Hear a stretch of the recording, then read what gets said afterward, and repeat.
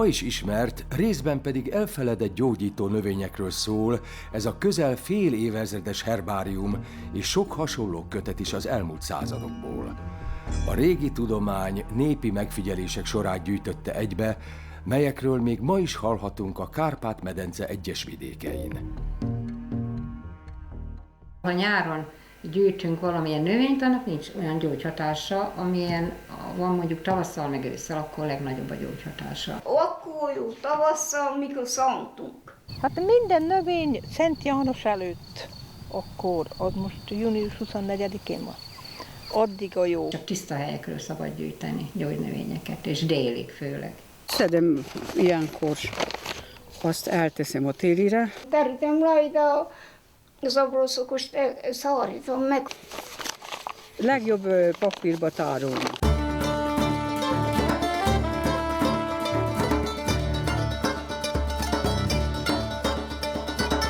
A gyermeklánszfűnek tavasszal a legzsengébb lapjait salátaként használják. A virágából abból mézet készítünk, cukor és citrom segítségével, amit a náthára, télen a meghűlésre használunk. Tejába vagy kenyérre kenem, vajasmézes kenyérre, vagy pusztán kenyérre.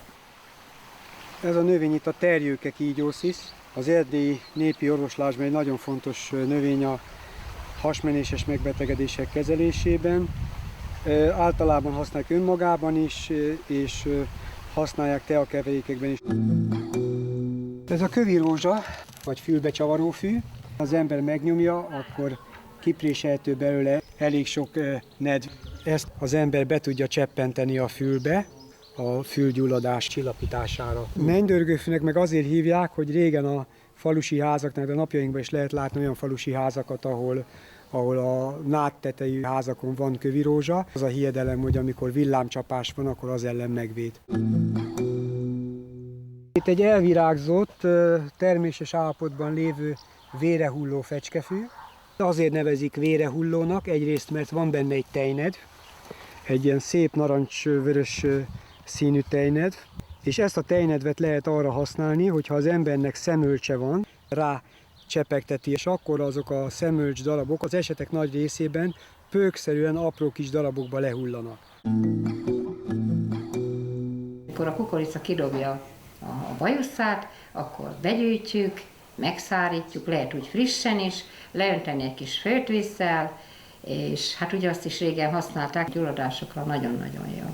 A kezemben van a kukoricának a bajusza vagy bibeszála, amit a magyar népi orvoslásban több helyütt használnak vizeletelakadás miatt és különböző húgyúti gyulladások esetén.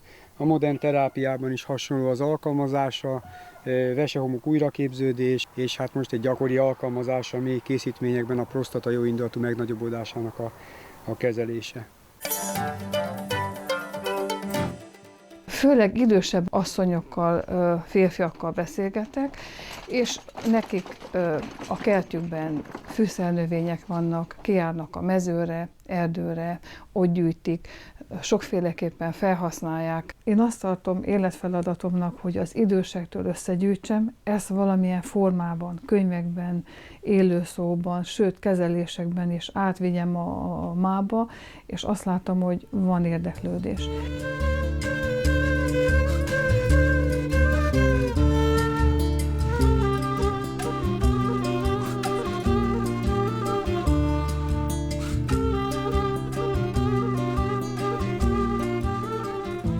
Itt nézni és ismerkedni lehet a növényekkel, gyűjteni nem. Azért is jöttem el, mert gondoltam, hogy majd magam is gyűjtök. Érdekel, másrészt nagyon szeretem a természetet. Már a lápréteken vagyunk, itt azért az átlagosnál mindig egy kicsivel több nedvesség van. Tulajdonképpen mindenféle hallgató jöhet. Azt mondanám, hogy két fő csoport, aztán van egy társaságnak egy kisebb része, akik fitoterapeuták akarnak lenni, tehát hivatásszerűen szeretnének gyógynövényes gyógyítással foglalkozni. A mi tanfolyamunk felkészít erre a vizsgára, ez egy központilag tartott vizsga, de a nagy rész az olyan, aki saját magának szeretné kicsit megtanulni, vagy a családon belül alkalmazni a gyógynövényeknek a használatát.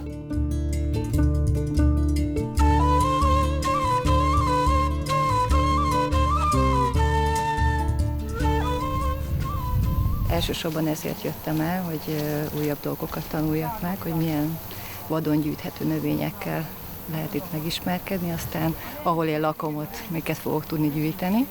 Én elvégeztem egy gyógynövényismereti tanfolyamot, és szeretnék fitoterapeuta is lenni előbb-utóbb.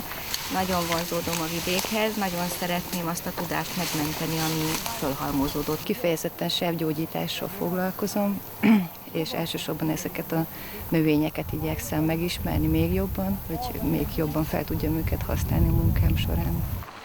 Apró bojtorján és egy sebgyógyító, amit itt nagyon szép kis apró kis virágzata van, és nagyon gyakori, az útszéleken gyakran látjuk, illetve amit szerintem mindenki ismer, az a körömvirág, kiválóan működik, nagyon jó hámosító, sebgyógyító, elősegíti, hogy a sebszélek könnyen pusszanak egymás irányába, és minél hamarabb ez a hámosodási folyamat bekövetkezzen.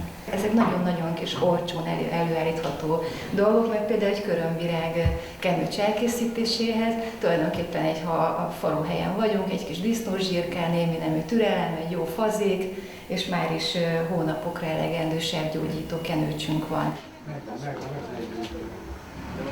Dietetikusként gondoltam arra, hogy nagyon sok olyan betegség van, aminél egy gyógynövényes kiegészítő terápia nagyon hasznos lehet. Szurokfű, ami él ugye Magyarországon is, bár oregánónak is szokták őt nevezni, és az erdei májvának a virágát tettem rá még díszítésnek, egy kis fokhagyma is van benne, és ez a zöld pedig borsikafű még díszítésnek. Ez egy teljes kiölésű tönkölybúza kenyér, éppen a gyógynövénykertben voltunk és édesköményt szedtünk, úgyhogy azzal ízesítettem ezt a kenyeret és a zsemlécskét is.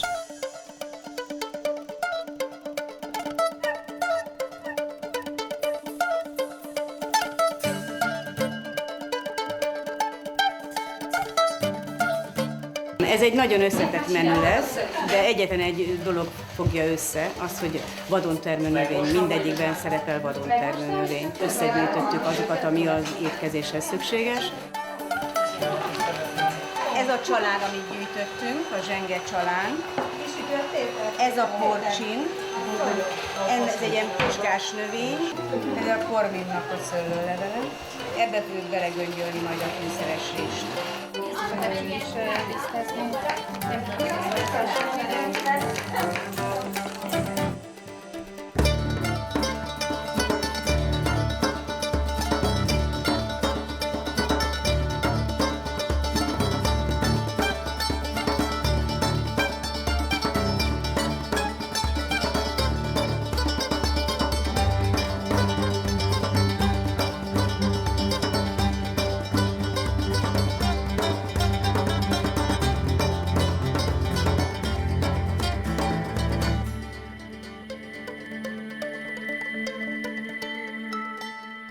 Ez egy tipikusan az őrségi éghajlatnak is megfelelő szőlőfajta, kormin a neve. Lehet lekvárt csinálni belőle, szörpöt csinálni belőle, újólag pálinkát csinálni belőle. Tehát gyakorlatilag bornak való, mindennek jó. A korminszőlőből az utóbbi években próbálkoztam a lekvárkészítéssel, amit készítek úgy is, hogy a szőlőmagot kiszedem belőle, illetve készítek úgy is, hogy benn van a mag, ugyanis az emberek jó része itt az őrségben is keresi a szőlőmagolajat, amit szívbetegségekre fogyasztanak, és gondoltam, hogy akkor együtt a természet adta ajándéka legyen a lekvárba, és legyen benne a értelmes részén kívül a mag is. Sokszor nem is tudjuk, hogy épp gyógynövényt használunk, amikor leszedjük a hársfavirágot és megszárítjuk, és megfázás esetén hársfavirág teát iszik a megfázott illető. Köménymagot nagy előszeretettel étkezési panaszoknál használtuk gyerekkoromban. A savanyú káposzta tökmagolajjal nyakon öntve az emésztésre kiváló.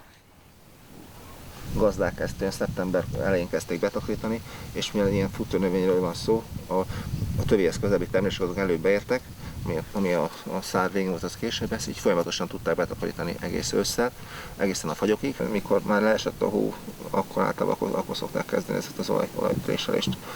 Férfiak kijöttek ide a pajtába, ők végezték a darálást, teknőbe forró vízzel összegyúrták a ledarált tökmagot, azt követően pedig a tűzhelyen kellett hevíteni. Hő hatására a benne levő olaj az így folyékonnyá válik, mint a zsírt, és amikor melegítjük, és könnyebben ki lehet sajtolni belőle az olajat. A vizet kell hozzáadni, a gőz fogja felmelegíteni az olajat, és így nem tud megégni. Mihelyt elpárologtattuk az összes vizet belőle, akkor kell berakni a présbe.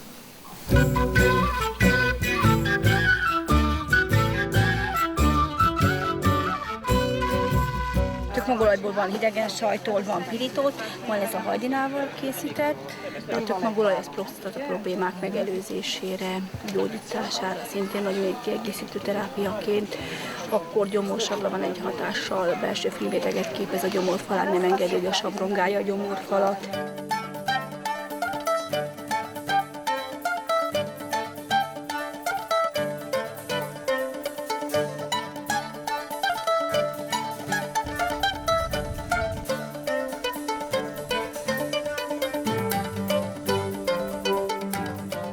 Az őrségi konyha alapvetően nagyon egyszerű volt a régmúltban. Málék, stercek, pépek a mindennapi asztalnak az ételei voltak. A málé egy nagyon egyszerű étel, nagyon gyorsan elkészíthető. Kell bele a liszten kívül tojás és tej, és egy kis tejföl, és hát idén jellegű gyümölcsökkel, ami éppen volt megtermett a birtokon, azokkal ízesítették. És én éppen most bodzásmálét készítek, ami talán egy kicsit újdonság az emberek részére, de remélem, hogy ízleni fog.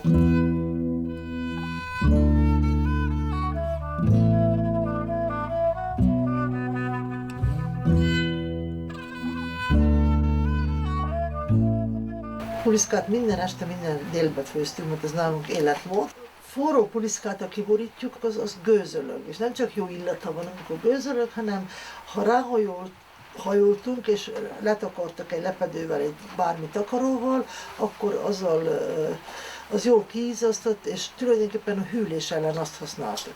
Megpárolódtunk, úgy mondtuk. A másik pedig, akire esküszik fél falu, hogy a puliszkát, amikor főzzük, akkor van az a málé leve, azt mi kakastejnek szoktuk mondani, a gyerekek nagyon szerettük. És a kakastejet ittunk, nem túl forró, hanem jó melegen, attól elmúlt a torokfájás.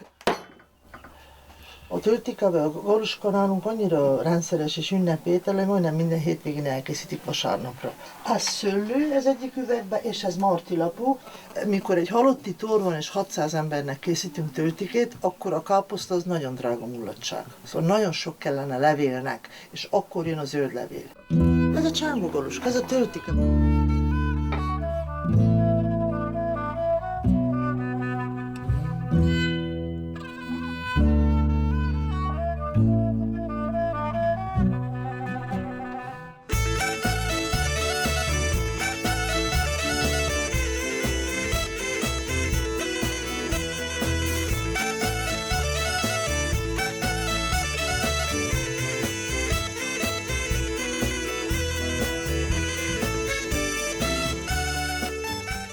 A csodárat az főképpen tavasszal iszom, amikor megkezdődik a kerti munka, és akkor, hogy erőt adjon. Szoktam csalánfürdőt venni, elég sűrűn. Puszta kézzel szedem a csalánt egyébként. Megcsíp, meg hát persze fáj, de tudom, hogy szintén gyógyszer. A csanalat az én emberem is itta állandóan. Akkor olyan nem jól volt, meg epét megoperálták az epére, aztán mindig szárította, és amúgy is mindig itta.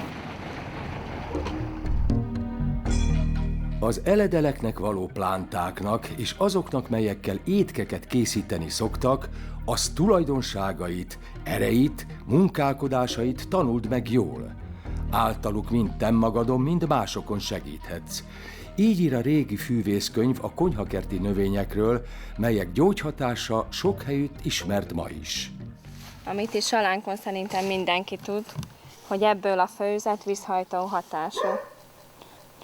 Vagy ha kicsit többet tesznek a levesbe, akkor bizony nem győznek tőle pisilni. A hagymát azt szokták Így, hogyha gyűlt a keze vagy valami, hát azt összetörték ecettel össze, és azt tették rá. Hagymát szokták főzni, pici babának tejába teszik, hogy a gáz menjen.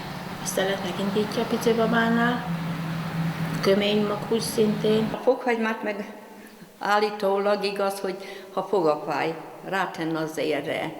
Adtuk egy gyermeknek, és darabecska fokhagymát, azt muszáj lenyálta, kész. 3 reggel adtam neki, akkor megszabadult a gelesztától.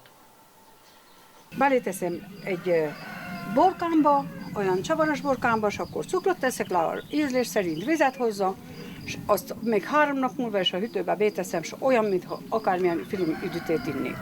A szívnek, én magam is kipróbáltam, és nagyon-nagyon jó. Amikor meg van hűlve, amikor hurutnak egy gyermekek, akkor káposztát teszünk foggyúval fel, megkenjük, vagy egy kicsi zsírval tesszük mellére, hátára kössük, úgy szépen borogossuk. Nyakig megdagadott, akkor raktam rá ezt a krumplit, meg rászálltam.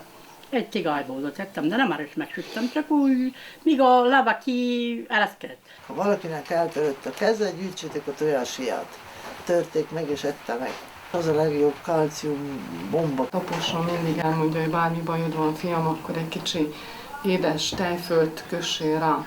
És megpróbáltam tényleg, ami ilyen gyulladásnak indult dolog, főleg egy arcon egy ilyen csúnya pattanás, vagy valami, hát az ember most mit be is nyalhatja, vagy be is dörzsölheti. Tényleg, akár savanyú tejföllel is működik, nagyon szépen kihúzza. Hasmenésnél túrót adtunk a gyereknek, sajtot, vagy még somat főztünk. Somot ilyenni. Vettük meg a somot, főzött mamon sajt, ott a bí. Ha, és akkor többet nem voltunk betegek. A vadon termő gyógynövények gyűjtése elevenen él a Kárpát-medence hagyományaiban, ahol a természet e tekintetben igazi kincsesbánya. A gyűjtésnek nagy múltja van Magyarország határain belül is, és ez itt-ott már szervezetten folyik. Ez a Pannon-medence különösen gazdag ugye gyógynövényfajokba. Összességében olyan 500 és 600 között van azoknak a gyógynövényeknek a száma, amiket itt föllelhetünk. Az ormányság, ami hozzánk a legközelebb van, ennek az az előnye, ami a hátránya. Előnye az, hogy nincs ipar, nincs szennyezés, nincs légszennyezés, tehát a növényeket gyakorlatilag tiszta, jó minőségben tudjuk begyűjteni és megtermelni is. A hátránya, hogy nincs munkájuk az embereknek, arra próbáljuk kapacitálni az embereket, hogy álljanak neki gyűjteni és termeszteni gyógynövényt. A gyűjtés teljesen szervezeten folyik, a területet teljesen tisztán úgy kell hátrahagyniuk a gyűjtőknek, hogy ott semmilyen kifogás ez miatt ne essék, és hát nyilván a tulajdonos, hogy a jövőbe is odaadja a területet. Mi szegény emberek vagyunk sajnos, és az ilyen lehetőségeket általában meg kell ragadnunk. Áprilisban kezdtük a pásztortáskával, jött a ragadós galaj, közben volt a galagonyágvég, akkor jött a csallány, és akkor most jött ez.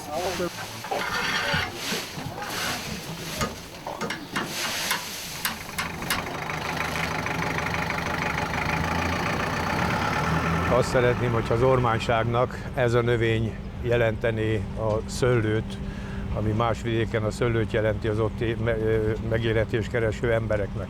Ez Észak-Amerikában, Dél-Kanadában őshonos ez a növény, a neve fekete törpeberkenye. Magas a C-vitamin tartalma, tehát meghűléses betegségeknél magát az ebből készült gyümölcsteját, ugye, az biztos, hogy lehetne jól használni.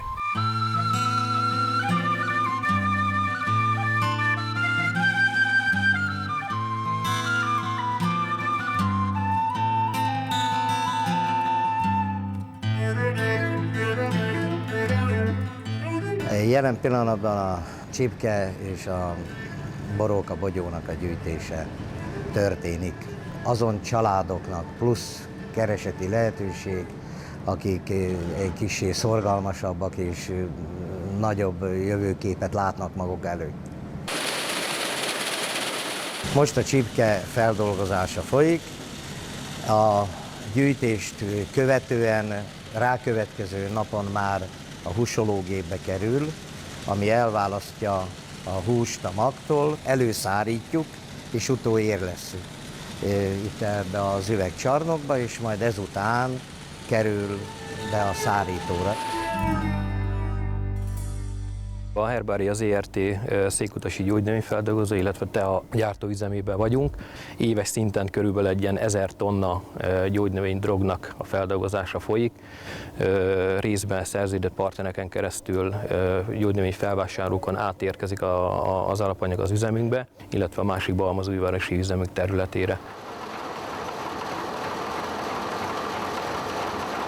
A hagyományos gyógynövény üzemben tulajdonképpen az alapanyagok egy elsődleges gyógynövény feldolgozási folyamaton keresztül esnek át, ami jelent egy kézi válogatás, tisztítás, őrlés, illetve vágást. Abban a pillanatban, hogyha az itt elkészült gyógynövény üzemben elkészült drog megfelel ezeknek a minőségi paramétereknek, bekerül a teafeldolgozó üzemünkbe, ahol jelen pillanatban körülbelül 200 féle tasakolt, filterezett, illetve egyéb kiszerelésű formájú terméket állítunk elő. A körülbelül 200 termékből 50 elsősorban ősi népgyógyászati adatok alapján elkészült termékeknek adaptált változata. Abban a pillanatban, hogyha megfelelt, a termékeket zöld címkével látjuk el, és felkerül a készáru raktárunkba, ahonnan Magyarország bármely pontjára, illetve a világ egyes pontjaira eljutnak a Herbária termékei. Amit Erdőmezőn láthattunk, azt itt az üzem laboratóriumában veszik górcső alá. A gyógynövények közül az ország tudományos intézeteibe is sok jut el, például nem egy ide, Szegedre. Nagy hagyománya van az intézetben annak, hogy a népi gyógynövény használat adataiból kiindulva végezzünk különböző kutatásokat. Ezeknek a kutatásoknak célja lehet az, hogy a népies felhasználásra tudományos bizonyítékokat találjunk, tehát hatástani vizsgálatokkal ellenőrizzük az adott gyógyászati alkalmazást. Ezeknél a növényeknél igen nagy valószínűséggel találhatunk új hatóanyagokat, amelyek a gyógyszerkutatás számára érdekesek lehetnek. A legtöbb vizsgálat bizonyította azt, hogy a felhasználás az megalapozott, és valóban kísérletes eredmények alátámasztották a népies gyógyászat javallatait és felhasználást. Megfelelően biztonságosak az alkalmazott gyógynövények, de ezt természetesen általánosságban nem jelenthetjük ki, hiszen itt azért nagyobb körültekintésre van szükség. Hát kint vagyunk most egy vizes élőhelyen, és kezemben tartok egy gyógynövényes adatbázist, Herbindex gyógynövényes adatbázist, ami mobiltelefonra, táblagépekre letölthető, aminek az a lényege, hogy az ember kijön a terepre, és viszonylag gyorsan tud tájékozódni egy adott élőhelyen, meghatározott időpontokba, virágszínek alapján és más keresési lehetőségekkel szűkítve akár egy adott betegségre vagy egy adott hatásra meg tudjuk keresni azt, hogy ott milyen gyógynövények vannak.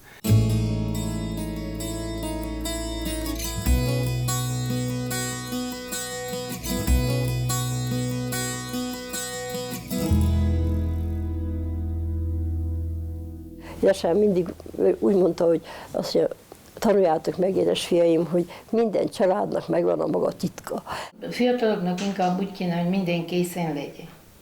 Ne kéne leszedjék se, a mama szedje le. Hát a fiatalok nem nagy, még sőt, szerintem úgy háttérbe teszik, butának tartsák az embert. Mondjuk az én unkám úgy gyűjti, hogy mostanában, hogy én nem tudok járni, ő szedi. Akkor vagyok boldog, ha valakinek átadhatom azt a kicsit, amit én tudok. Egy bizonyos számú gyógynövényt azért minden háziasszony, minden családanya, nagymama ismer.